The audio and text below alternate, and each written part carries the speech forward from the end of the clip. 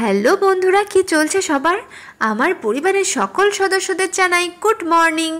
সকাল সকাল ব্রেকফাস্টের তাড়া তো থাকেই, আমার আবার রান্নাবাড়িরও তাড়া রয়েছে, কিন্তু রান্নাবাড়ির আগে ব্রেকফাস্টটা তো সারতে হবে। তাই জন্য ব্রেকফাস্টের জন্য বানিয়ে নিলাম গরম গরম ঘুগনি। তো ঘুগনিটাকে আমি আগে মটরটাকে সিদ্ধ করে রেখেছিলাম, তো তারপর একটুখানি কড়াইয়ে তেল, জিরে, গোটা জিরে, লঙ্কা আর টমেটো দিয়ে ঘুগনিটাকে ছুঁকে নেব। তো ঘুগনির তো খুব সিম্পল রেসিপি, আর যদিও এটা নিরামিষ ঘুগনি, ওই জন্য আর নতুন করে রেসিপিটা শেয়ার করলাম না।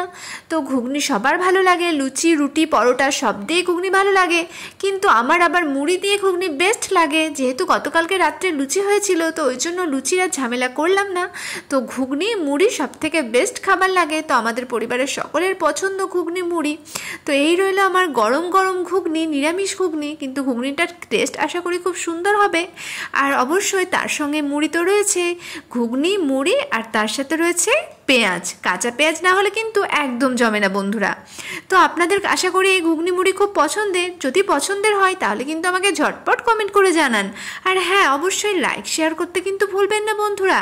এখনকার মতো আসি গিয়ে, সবাই ভালো থাকবেন, সুস্থ থাকবেন, টাটা।